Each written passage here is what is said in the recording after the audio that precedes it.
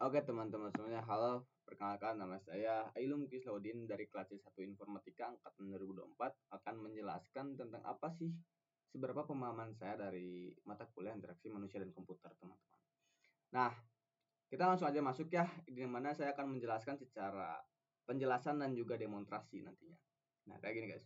Pernah nggak kalian pakai aplikasi atau alat terus ngerasa kayak, hah, ini gimana sih cara menggunakan dua alat, ini alat dan juga aplikasi nantinya ya, yang dimana ini adalah tandanya desain interaksi manusia dan komputernya itu masih gak oke, masih kebingungan kitanya. Ini sebagai analogi saja, kayak nantinya akan membuat kita, ini gimana ya, ini gimana cara pakainya ya. Nah kayak gitu. Untuk penjelasan dari IMK tersebut, kita akan menjelaskan dari apa sih itu IMK terlebih dahulu.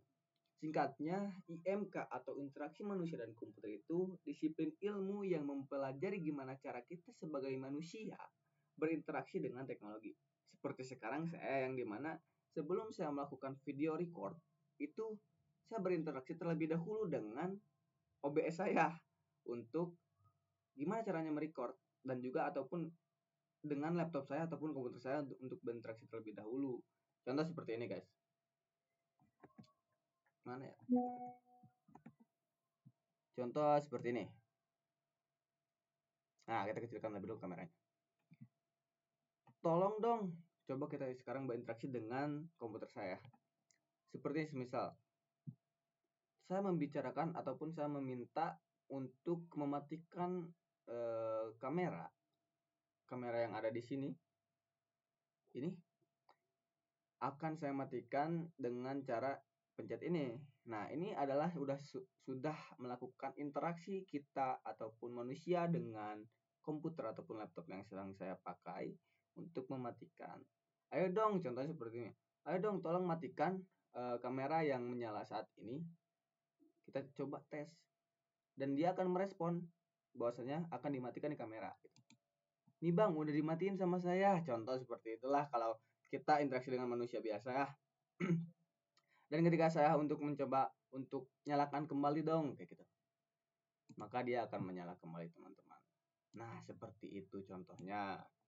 Dan dari penjelasan itu, dari MK pun ataupun interaksi manusia dan komputer itu ada tujuannya, ada 3. Yang pertama, ya benar 3. Ada usability, mudah digunakan, dan yang kedua efisiensi, cepat, yang ketiga adalah user satisfaction atau bikin puas user. Kayak gitu, teman-teman. Nah, dan kita akan mencoba demonstrasi melalui konsep affordance ya. Contoh kemana ya? Bentar, kita buka dulu contoh yang akan kita pakai. Kita kecilkan kembali kamera kita. Segini aja cukup lah ya. Nah, teman-teman, kita lanjut. Udah masuk? Kita lanjut ke contoh.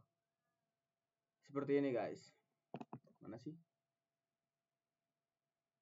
Nah, lihat tombol ini. Bentuknya kan menonjol atau berwarna kayak putih dan hitam, kayak gitu kan?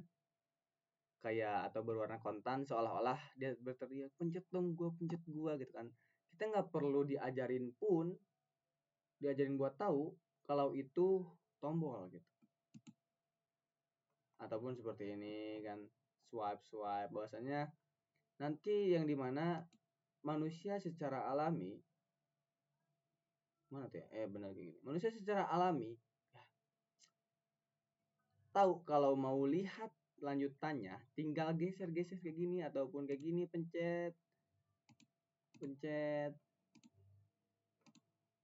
kayak gitu kan, pencet, dan juga kayak seperti ini kok nggak ada suaranya ya. Otomatis kan ketika kita sebagai manusia melihat, oh ini tombol untuk suara, maka kita pun akan secara alami, oh ini untuk menyalakan suara gitu kan. Nah, ini namanya desain yang intuitif, teman-teman. Tapi pertanyaannya, mahasiswa yang gimana nih? Karena sekarang itu mahasiswa lebih sibuk apa? Nah, gitu doang ya. Gitu, teman-teman. Dan yang keempat, mungkin saya akan menjelaskan tentang konsep feedback. Konsep feedback yang dimana tadilah kita langsung berinteraksi dengan komputer ataupun Ya betul, kita coba masuk ke form saja ya teman-teman.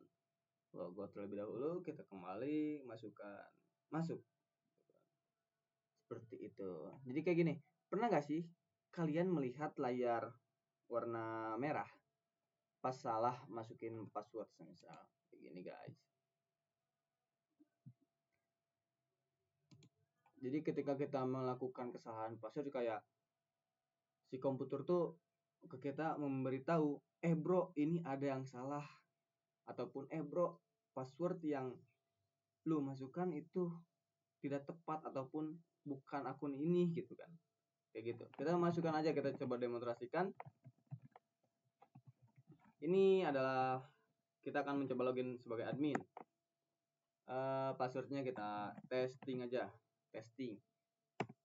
Otomatis dia akan menampilkan kesalahan saya.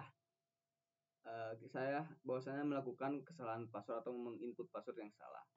Kayak seperti ini. Bro, ini yang lu masukkan password itu adalah passwordnya salah, bukan yang seharusnya. Otomatis kita sebagai manusia dan juga akan berinteraksi kembali. Oh, terima kasih sudah sudah memberitahu bahwasanya saya melakukan kesalahan memasuki input password gitu kan. Kita berinteraksi kembali bahwasanya oh, yang saya masukkan itu adalah salah. Maka kita akan melakukan password kembali, menginput kembali bahwasanya kita akan login dengan tepat sekarang. Nah, itu adalah suatu feedback ya, konsep feedback yang dimana interaksi manusia, yang dimana ketika kita melakukan kesalahan password ataupun seperti itulah contohnya. Nah, teman-teman semuanya, jadi IMK itu bukan cuma soal bikin desain yang estetik, tapi gimana teknologi bisa ngerti bahasa manusia, bukan sebaliknya teman-teman. Terima kasih.